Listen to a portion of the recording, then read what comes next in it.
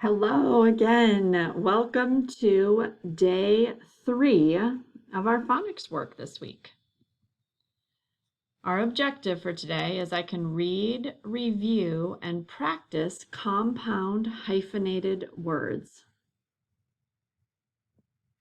All right, and our tool for today is a reading that we will find in your My Words Study book number 2, and we're on page 9. Okay, the text is called Finn McCool. How would you like a last name like that? McCool. Okay, so before we start reading, let's look at our questions. Let's find our purpose for reading today.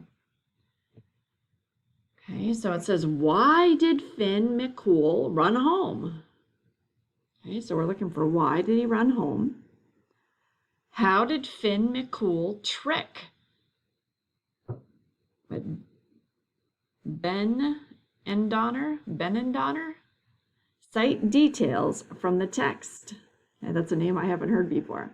So how did Finn McCool trick Ben and Donner? And lastly, how do you know this story is a folk tale? How is it like other folk tales that you've read?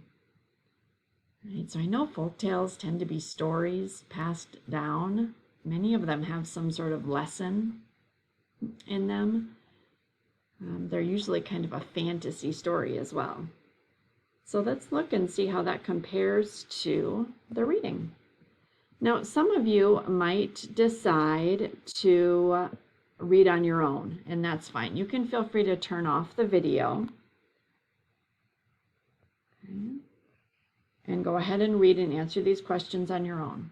Okay, but if you feel like you'd like a little bit more support, stay with me. We'll read this together and look for details to help us answer those 3 questions. All right, so hopefully you're already on the page. It says Finn McCool. Right, go ahead and read right along with me. Your eyes will track the words as I read them.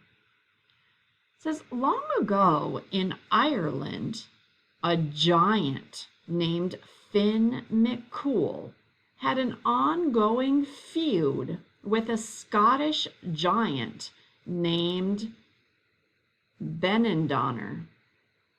The giants would shout insults at each other across the water. Then one day, Finn decided to confront Benandonner face to face.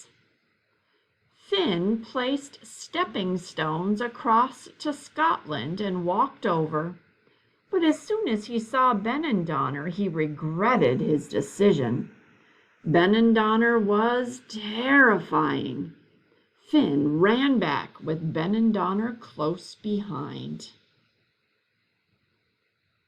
Oh, I'm surprised that they were giants. Sounds like they're having a feud, or they don't like each other, having an argument. So Finn's clever wife, Ogna, came to his rescue. She quickly dressed Finn like a baby and made a batch of griddle cakes. When Benandonner appeared, Ogna presented the fake baby Finn to Benandonner and served them both griddle cakes.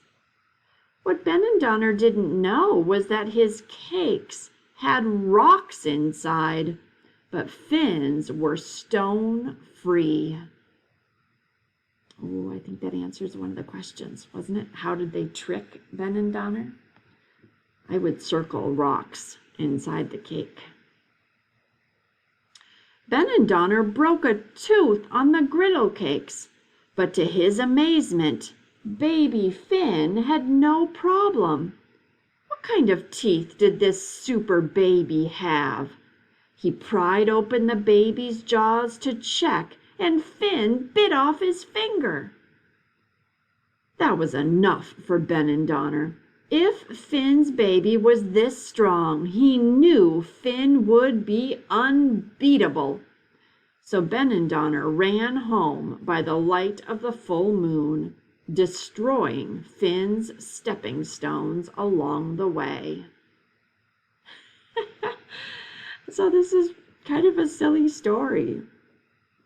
So this baby Finn was really Finn in disguise, right? And so he was in this little baby Finn package.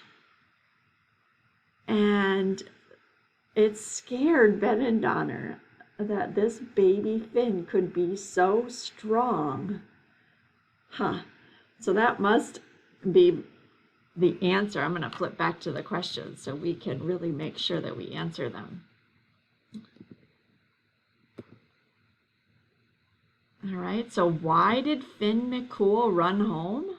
Well, he ran home because Ben and Donner was chasing him, right? And how did Finn McCool trick Ben and Donner? Cite details from the text. Okay, we did underline.